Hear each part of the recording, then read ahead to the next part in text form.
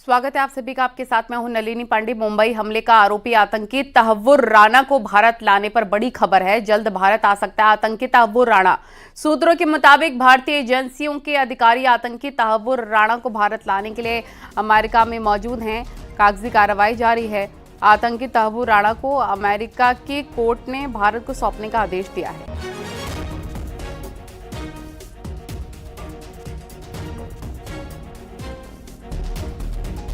26/11 हमले का मास्टरमाइंड है तहव्वुर राणा। बड़ी खबर आपको बता रखे हैं। तहव्वुर राणा को भारत लाने का रास्ता अब क्लियर हो गया है।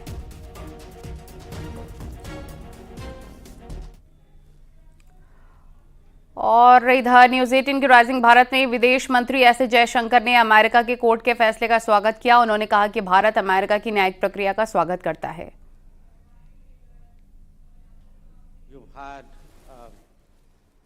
Ukraine, you've had the Middle East, you've had the whole Indo-Pacific turbulence, you had Afghanistan. The Tahir Rana, who's the convict in the 26/11 attacks, is likely to be extradited perhaps in the next 24 to 48 hours. So I want your comment on that.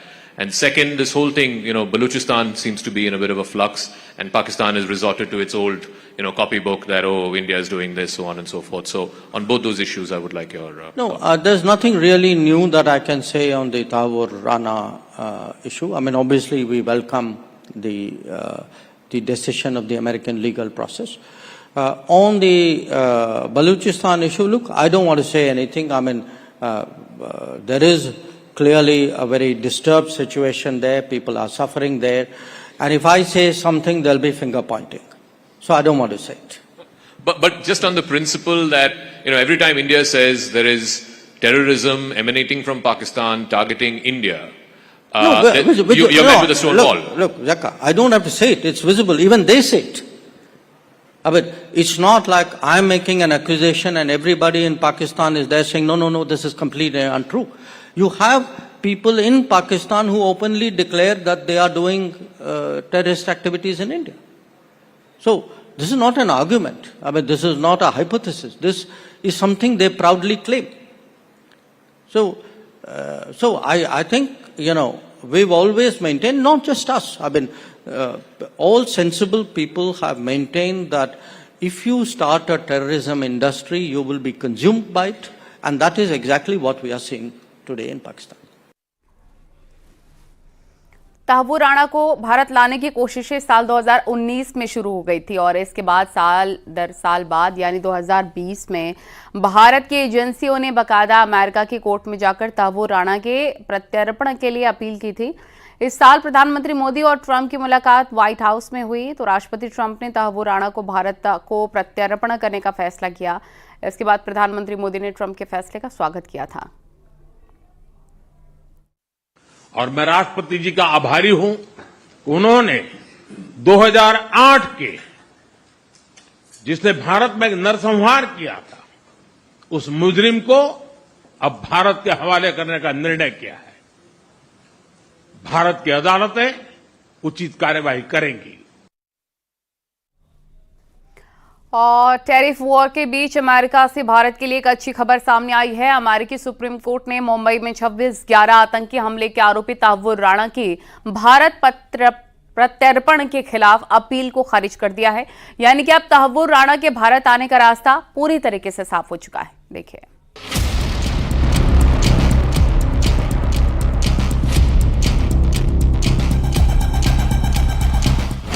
Tahawwur Rana का आखिरी पैंतरा भी fail. Mumbai हमले का mastermind Bharat की jail तैयार।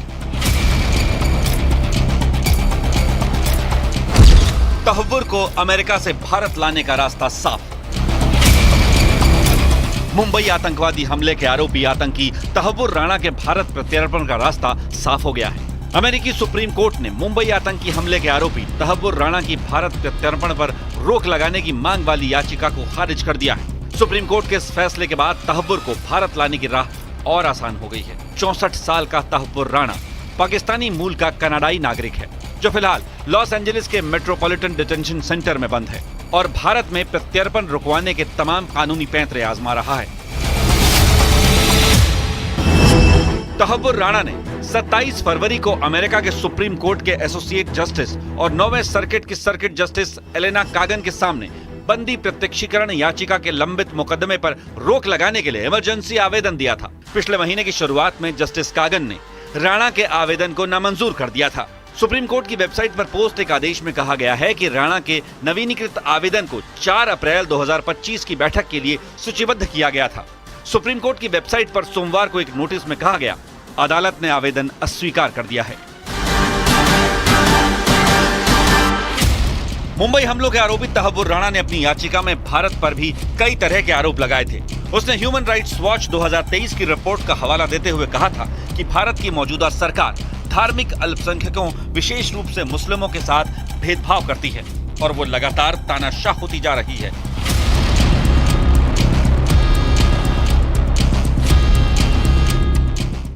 इससे पहले तहव्वुर राणा ने अपने भारत प्रत्यर्पण से बचने के लिए नई चाल चली थी। राणा ने अपने प्रत्यर्पण पर रोक लगाने के लिए अमेरिकी सुप्रीम कोर्ट में आपातकालीन याचिका दायर की थी।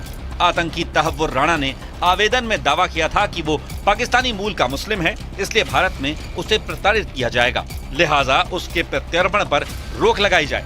राणा ने अपने खराब स्वास्थ्य का भी हवाला दिया है।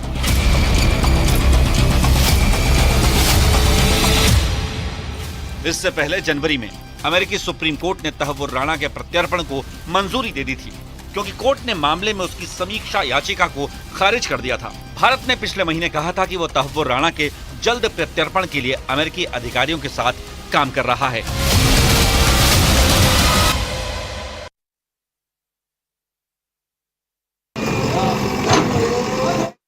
और तालाब की जमीनों को हाईकोर्ट के निर्देश के बाद अब प्रशासन ने खाली कराना शुरू कर दिया। आज विकास नगर के नवाबगढ़ इलाके में 10 अवैध मकानों को बुलडोजर से ध्वस्तीकरण की कार्रवाई हुई।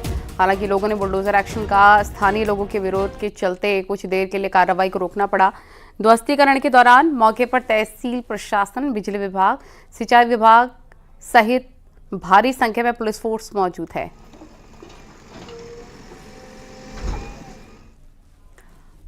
गर्मी बढ़ने के साथ आग लगने की घटनाएं बढ़ गई हैं। हम आपको 2 जगहों की तस्वीरें दिखाते हैं। ये तस्वीरें हैं हरदोई और रायबरेली की। हरदोई के मल्लावा में खेत में गेहूं की पराली में आग लग गई। तेज हवा के चलते आग ने विकराल रूप ले लिया। आसपास के खेतों में खड़ी और कटी हुई गेहूं की फसल को खतरा पैदा हो गया है। आग की सूचना मिलते ही क्षेत्र में किसानों में हड़कंप मच गया। स्थानीय ग्रामीणों ने तत्काल आग बुझाते हुए 2 ट्रैक्टरों की मदद से खेतों की जुताई कर आग पर काबू पाया। उधर रायबरेली ऊंचाहार एनटीपीसी परियोजना की 4थी यूनिट को चालू करते ही धुआं निकलने लग गया था। इस यूनिट को फिर से खोलने की कोशिश हो रही थी, लेकिन धुआं निकलने के चलते इस मौके पर एक बार फिर से उसे बंद करना पड़ा है।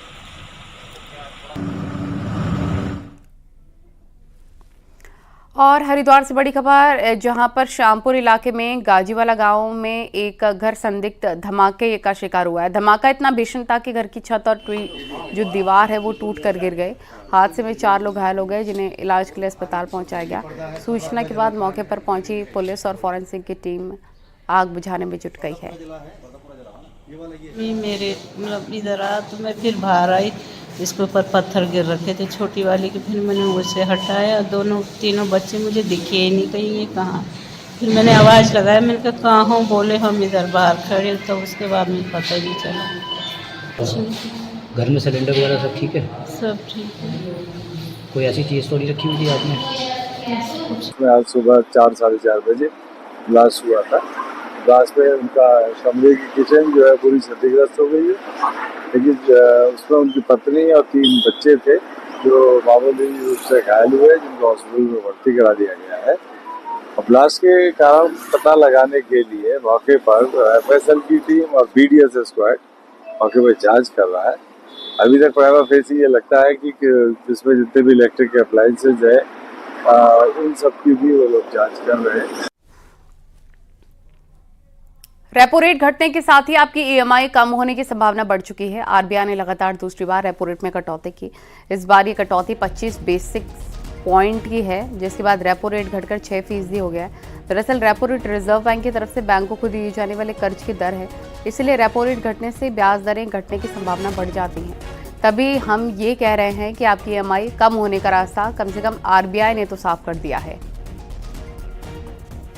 After a detailed assessment of the evolving macroeconomic and financial conditions and outlook, the MPC voted unanimously to reduce the policy repo rate by 25 basis points to 6% with immediate effect.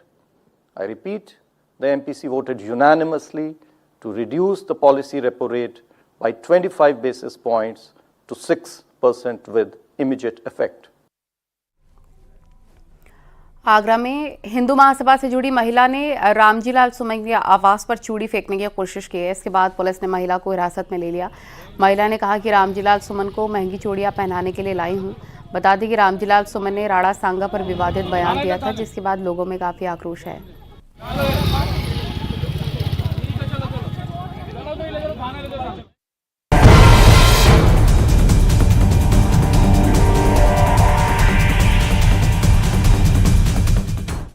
और प्रयागराज में माफिया अतीक अहमद और उसके परिवार की तरफ से वक्फ board की करीब 71 करोड़ की संपत्तियों पर अवैध कब्जे का खुलासा हो गया है।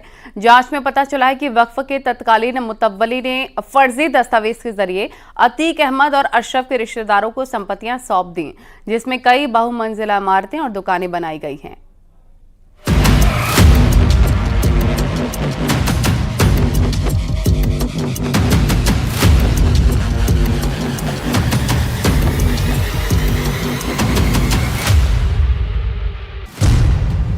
वक्फ की जमीन पर माफिया का कब्जा।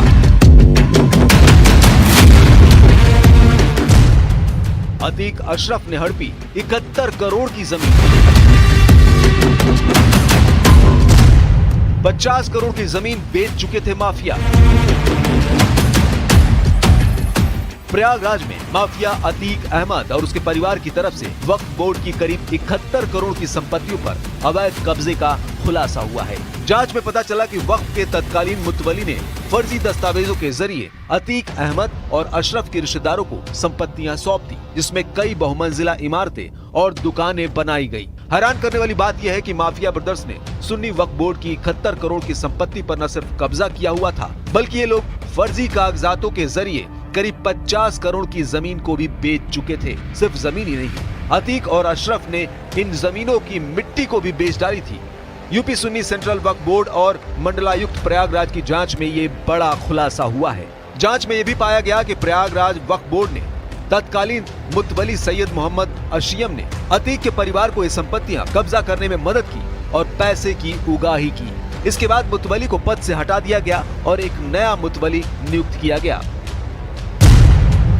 वक्फ की जिन जमीनों पर माफिया ने कब्जा किया था, उनमें जीटी रोड पर 9 दुकानें और पीछे का मकान है, जिस पर माफिया मोहम्मद अशरफ के साले मोहम्मद तारिक का कब्जा है, जिसकी कीमत 2 से 3 करोड़ रुपए है। जीटी रोड पर ही करीब 20 करोड़ की संपत्तियों पर अशरफ के रिश्तेदारों का कब्जा है। ऐसे ही कुल मिलाकर 71 करोड़ की संपत्तियां अतीक अशरफ के कब्जे में थी, जिस पर प्रयागराज पुलिस ने 18 नवंबर 2023 को अतीक के परिवार के 7 लोगों के खिलाफ केस दर्ज किया था। इनमें से कुछ संपत्तियों पर बुलडोजर चला दिया गया है, जबकि बाकी संपत्तियों को लेकर कार्रवाई जारी है।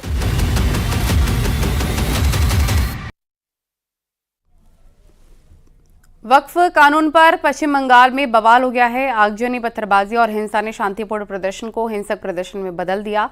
पश्चिम बंगाल के मुस्लिम बहुल मुर्शिदाबाद जिले में मंगलवार को वक्फ संशोधन अधिनियम के विरोध में प्रदर्शन हुआ। इस दौरान पुलिस पर पथराव किया गया और उसके वाहनों में भी आग लगा दी गई। कई जगहों पर खूब आगजनी हुई है। पश्चिम बंगाल के मुर्शिदाबाद के जंगीपुर में हुई हिंसा मामले में पुलिस का बड़ा एक्शन भी हुआ है। पुलिस ने कार्रवाई करते हुए 19 आरोपियों को गिरफ्तार किया। वहीं मुर्शिदाबाद के जंगीपुर में एहतियातन 48 घंटे के लिए बीएनएस की धारा 163 लगा दी गई है।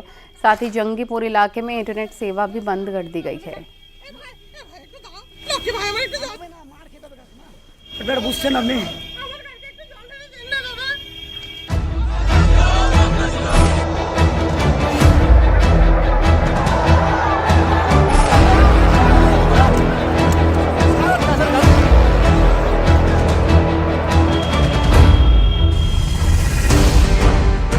मुर्शिदाबाद में वक्फ पर बवाल के बाद प्रशासनिक सख्ती।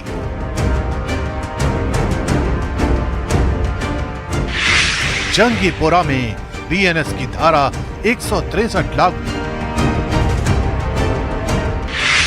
अफवाहों पर ब्रेक लगाने के लिए इंटरनेट सेवाएं ठप।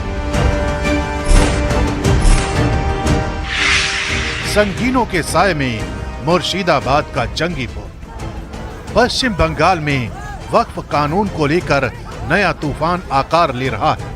इस बार इसका एपी सेंटर बना है मुर्शिदाबाद का जंगीपुर इलाका, जहां वक्फ संशोधन कानून के खिलाफ प्रदर्शन करने वाली भीड़ हिंसक हो गई। प्रदर्शनकारियों ने पुलिस पर हमला किया। पुलिस की कई गाड़ियों में तोड़फोड़ कर दी गई, जबकि कई गाड़ियों को आग के हवाले कर दिया गया। बताया तो ये भी जा रहा है कि इस दौरान प्रदर्शनकारियों ने कानून व्यवस्था को ठेंगा दिखाते हुए पुलिस के साथ मारपीट भी की। यही वजह है कि अब मुर्शिदाबाद में प्रशासनिक सख्ती लागू कर दी गई है। 48 घंटों के लिए भारतीय न्याय संहिता यानी बीएनएस की धारा 163 लगा दी गई है और सावधानी बरतते हुए पूरे इलाके में इंटरनेट सेवा को बंद कर दिया गया है। उधर पश्चिम बंगाल के राज्यपाल ने मुर्शिदाबाद में हुई हिंसा की कड़ी आलोचना की है। राज्यपाल सीवी आनंद बोस ने कहा है, भारत की संसद ने यानी देश की जनता ने इस विधेयक को पारित किया। अगर कोई निहित स्वार्थी समूह जानबूझकर अशांति फैलाता है तो उसे बर्दाश्त नहीं किया जाएगा। ऐसे प्रयासों को सख्ती से दबाया जाना चाहिए। मुर्शिदाबाद में वक्त पर हुए बवाल के बीच न्यूज 18 के राइजिंग भारत समिट में पीएम मोदी ने वक्फ कानून की तारीफ की और विरोधियों पर जोरदार तंज कसा। ये जो वक्फ से जुड़ी डिबेट है, इसके मूल में तुष्टीकरण की राजनीति है, पॉलिटिक्स ऑफ अपीजमेंट है। ये तुष्टीकरण की राजनीति कोई नई नहीं है। इसका बीज हमारे स्वतंत्रता संग्राम के समय ही बो दिया गया था। वक्फ संशोधन कानून को लेकर दावा यही किया जा रहा है कि ये गरीब मुसलमानों के जीवन स्तर को सुधारने वाला है।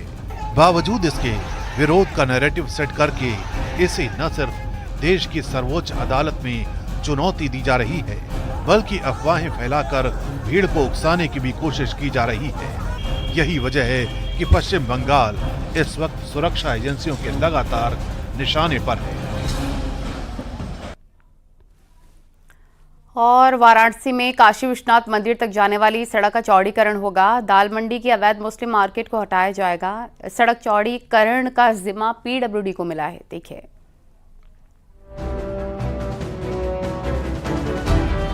पूर्वांचल का सबसे बड़ा मुस्लिम बाजार वाराणसी का दाल मंडी अब टूटेगा और यहाँ 17.40 मीटर चौड़ी सड़क बनेगी। श्रद्धालुओं के लिए काशी विश्वनाथ धाम की राह आसान करने के लिए दाल मंडी इलाके की करीब 1 किलोमीटर लंबी सड़क चौड़ी करने का प्लान है।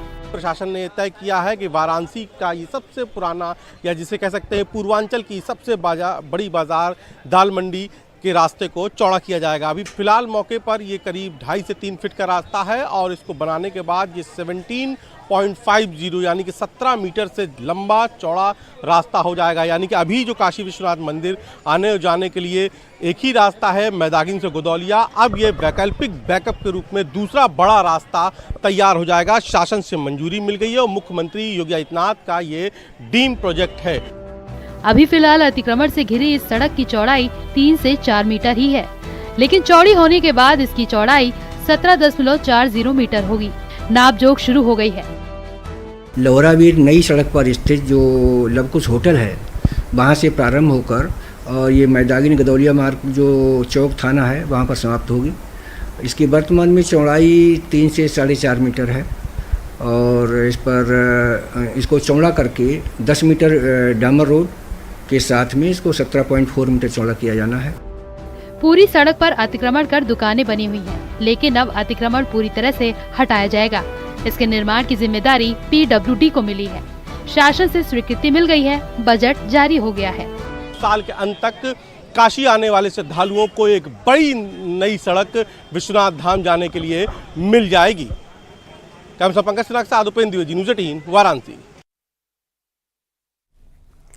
चारधाम यात्रा में केदारनाथ हेली सेवा के लिए काफी मारामारी भी है। 31 मई तक के लिए हेली बुकिंग फुल हो चुकी है पूरी तरह। कल ही हेली बुकिंग शुरू हुई थी और बुकिंग के पहले दिन 7,650 टिकटों की बुकिंग हुई। इसमें यात्रियों की संख्या 23,150 है। इस बार टिकट बुकिंग स्लॉट 1 महीने के लिए खोला गया था।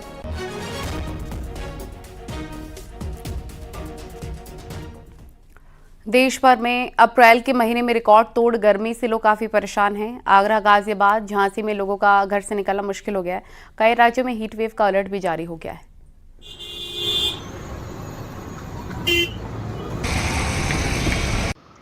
अप्रैल का महीना शुरू होते ही गर्मी एवं लू के थपेड़े लोगों को परेशान करने लगे हैं। यही कारण भी है कि जगह जगह सड़कों पर आपको शिकंजी, लस्सी, नींबू पानी आदि के ठेले नजर आएंगे। तस्वीरें मैं आपको दिखाना चाहूंगा। लाइन से जहां तक आपकी नजर जाएगी वहां एक तरीके से लगातार लाइन से इस तरह की यहाँ पर ये ठेले लगाए गए हैं जिसमें कि सोडा शिकंजी बेचा जा रहा है, रबड़ी फरूदा बेचा जा रहा है, ठंडे पेय पदार्थ यहाँ पर बेचे जा रहे हैं। वजह यही है कि लगातार बढ़ती हुई गर्मी ने लोगों को हलकान किया हुआ है।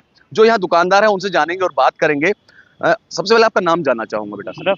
मुशर्रफ, जैसे अब गर्मी आई है तो गर्मी में कितनी आपकी सेल बढ़ जाती है? बढ़ जाती है। अच्छा, 50-60 गिलास मिल जाता है। 50-60 गिलास मिल जाता है। हाँ जी। अच्छा, अमूमन जो लगाते हैं आप पूरे साल लगाते हैं, गर्मियों के मौसम में लगाते हैं? पूरे साल लगाते हैं। पूरे साल लगाते हैं, लेकिन 2 महीने के लिए बंद करते हैं बस। 2 महीने के लिए बंद करते हैं। हाँ। जो सेल बढ़ती है वो किस मौसम में बढ़ती है, किस महीने में बढ़ती है? अप्रैल मई में बढ़ते हैं। अप्रैल और मई में बढ़ती है। ज्यादा सेल होती है। अच्छा, हाँ। ज्यादा सेल होती है गर्मी की वजह से, क्योंकि ये बताया जाता है कि अगर आपको हीट वेव से बचना है, अगर आपको लू के थपेड़े से बचना है तो आपको तरल पेय पदार्थ लेने चाहिए। यही कारण भी है कि इस तरीके की दुकान आपको हर जगह गाजियाबाद नहीं बल्कि दिल्ली एनसीआर में लगती हुई नजर आएंगी। जहां हम खड़े हुए हैं इस लोकेशन पे एक के बाद एक जहां तक भी आपकी नजर जाएगी इसी तरीके की दुकानें खुली हुई हैं और ये लोग हैं जो कि अपने अपने ग्राहकों का हालांकि इंतजार कर रहे हैं। सुबह का ये वक्त है, कुछ और लोग भी हैं, उनसे भी जान लेते हैं और बात कर लेते हैं। आपका नाम जानना चाहूंगा। मोहम्मद इरफान। इरफान, कब से आप यहाँ ये काम कर रहे हैं?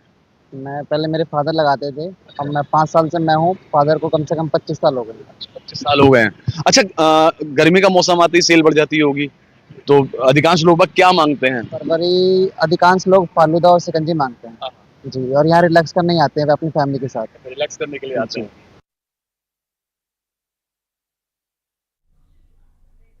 खबरें जारी हैं, रुकेंगे छोटे से ब्रेक के लिए।